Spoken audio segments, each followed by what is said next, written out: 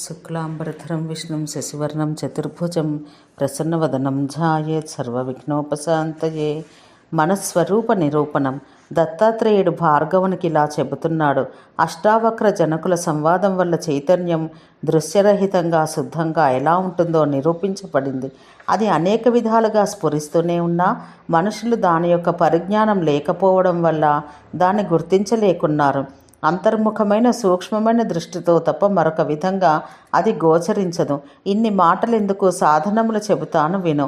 మనసు అనే సాధనంతో సర్వం తెలుసుకుంటున్నావు. ఆ మనసును తెలుసుకున్నటకు సాధనం లేదు.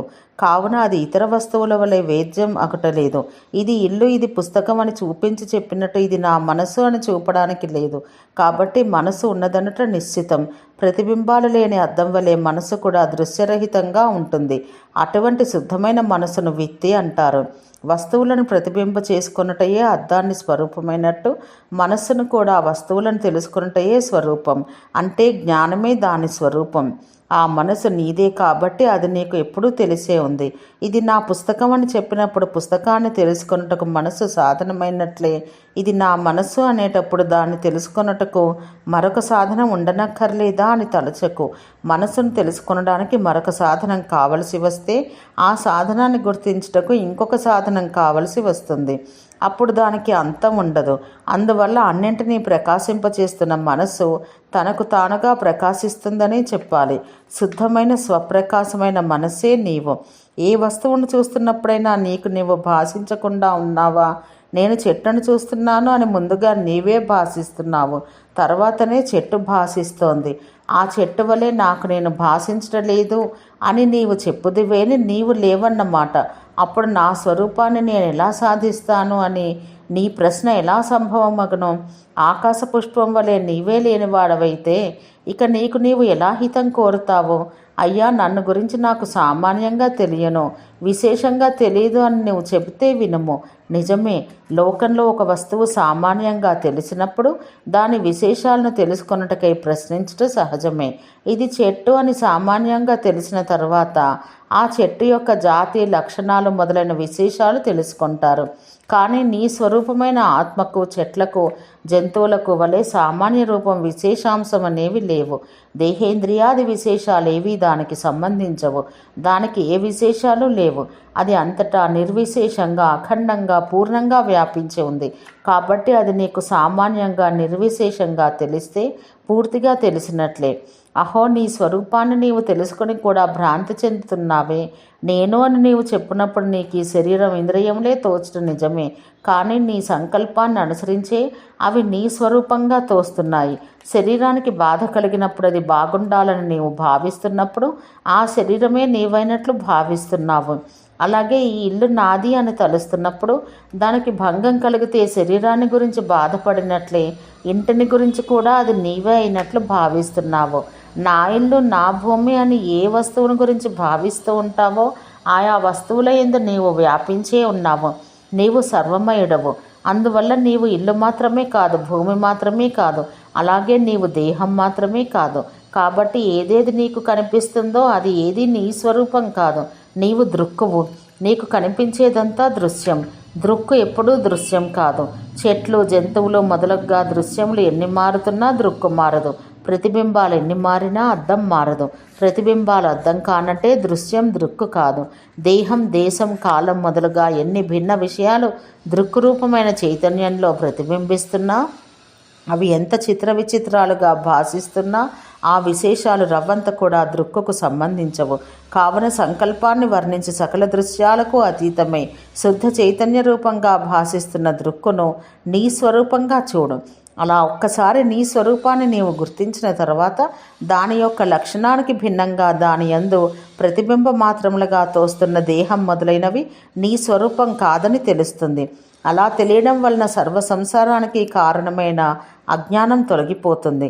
మోక్షం అనేది ఆకాశం యొక్క అంచుల్లో కానీ పాతాళం యొక్క లోతుల్లో కానీ లేదు. సకల సంకల్పాలను వదిలివేయటం వల్ల నీ బుద్ధిలో స్ఫురించే శుద్ధ చైతన్యాన్ని నీ స్వరూపంగా గుర్తించుటయే మోక్షం. అది నీకు స్వరూపమే అగుట చేత అది నీకు ఎప్పుడూ అప్రాప్తం కాదు, అది ఎల్లప్పుడూ నీకు సంప్రాప్తించే ఉంది. ఆత్మ నాకు లభించలేదు అనే భ్రాంతిని తొలగించుకుంటే చాలు, అదే కృతార్థత. మోక్షాన్ని స్వర్గం వలె వేరొక లోకం అని భావించకు. సృష్టించబడిన లోకాలన్నీ నశించును, మోక్షం అలా నశించదు. స్వప్నంలో చూస్తున్న నీవు తప్ప చూడబడుతున్నవన్నీ కుందేటి కొమ్మ వలె అసత్యాలైనట్టు నీ స్వరూపానికి భిన్నంగా నీకు తోచేదంతా అసత్యమే. నీ స్వరూపం అంతటా నిండి ఉంది. అటువంటప్పుడు మోక్షం నీ స్వరూపం కాక మరెక్కడ సంభవిస్తుంది? ప్రతిబింబాలు లేకుండాటయే అద్దానికి స్వరూపమైనట్లు నీ అందు ఏ విశేషాలు గోచరింపకుండాటయే నీకు మోక్షం. లోక వ్యవహారంలో కూడా కట్టివేసి ఉన్న వాటిని కట్లు విప్పి విడిపిస్తే వాటికి మోక్షం కలిగింది అంటున్నాము.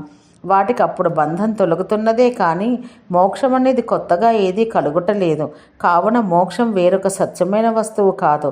ఆత్మకు అన్యమైనది ఏది సత్యం కాదు. ఆత్మ పూర్ణ స్వరూపంగా ఒకసారి గోచరించుటయే మోక్షం. ప్రతిబింబాలు ఉన్నప్పుడు అద్దం సంకుచితమైనట్లు కనిపిస్తుంది. అవి తొలగగానే అది పూర్ణ స్వరూపంతో భాషించును.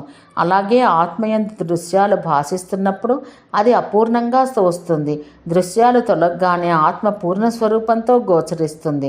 ఆత్మయందు దేశం, కాలం మొదలైన వాటి వల్ల విభాగాలు ఏర్పడట్లేదు. దేశాలు, నదులు, కొండలు హద్దులై విభజిస్తున్నాయి. నదులు, కొండలు ఆ దేశాలకు భిన్నములై ఉన్నట్లు దేశం, కాలం ఆత్మకు భిన్నములై దాన్ని విభజిస్తున్నాయంటే అది అసంభవం. ఆత్మ చైతన్య రూపం. దానికి వెలుపల ఉన్న ఏ పదార్థానికి కూడా స్వరూపమే సిద్ధించదు, అంటే అవి ఉండవు. దీపపు కాంతి గోడ మీద ఉన్న బొమ్మల మీద పడితే ఆ బొమ్మలు ప్రకాశిస్తూ ఆ కాంతి యందు మునిగి ఉండను. అలా ఆ కాంతి వల్ల స్ఫూర్తి నందుతూ దాని యందు మునిగి ఉన్న బొమ్మలు ఆ కాంతికి విభాగాలను ఎలా కల్పించలేవో అలాగే చైతన్యంలో ప్రతిబింబిస్తూ దాని యందు మునిగి ఉన్న దేశకాలాలు దానికి విభాగాలు కలిగించలేవు. కాబట్టి పదార్థాలన్నీ చైతన్యంలో ప్రతిబింబిస్తూ దానియందే గోచరిస్తున్నాయి. అద్దానికి భిన్నంగా దానిలోని ప్రతిబింబాలకు ఉనికి లేనట్లు చైతన్యానికి భిన్నంగా పదార్థాలకు ఉనికియే లేదు. కలలో వలె పదార్థాలు జాగ్రత్తలో కూడా వెలుపల ఉన్నట్లు తోచుట భ్రమ వల్లనే జరుగుతోంది. భ్రమ వల్ల తోస్తున్న పదార్థాలు సత్యాలు ఎలాగునో చెప్పుము. కావున చైతన్య రూపమైన మన ఆత్మయే మాయారూపమైన స్వాతంత్ర శక్తి చేత వివిధ పదార్థాలుగా భాషిస్తోంది. కలలో మనసు ఒక్కటే కదా వివిధ పదార్థాలుగా సంఘటనలుగా భాషిస్తున్నది. జాగ్రత్త దశలో కూడా అలాగే జరుగుతోంది. కావున ఆత్మ కన్నా భిన్నంగా వెలుపల ఏదీ లేదు. ఈ మాటలు విని భార్గవుడు మరలా ఇలా ప్రశ్నించాడు. భగవానుడా, నీవు చెప్పింది చాలా దుర్ఘటంగా తోస్తున్నది. శుద్ధమైన చైతన్యం ఒక్కటే వివిధంగా భాషించుట అసంభవం. చితి, చేత్యం అని వస్తువులను రెండు విధాలుగా గ్రహిస్తున్నాను. చితి స్వప్రకాశం, చితి చేత భాషించినది చేత్యం. దీపం చేత భాషిస్తున్న వస్తువు దీపం కన్నా వేరుగానే కనిపిస్తోంది. అలాగే చితి చేత భాషిస్తున్న చేత్యం కూడా దానికన్నా భిన్నమైన పదార్థమే అవుతుంది. చేత్యం చిదాత్మకం అనే మాట అనుభవానికి అందటలేదు. మరియు సంకల్పాన్ని వదులుకొంట వల్లనే మనస్సు నిర్వికల్పమగునని మహాత్ముడైన జనకుడు చెప్పాడు. అదే ఆత్మకు రూపం.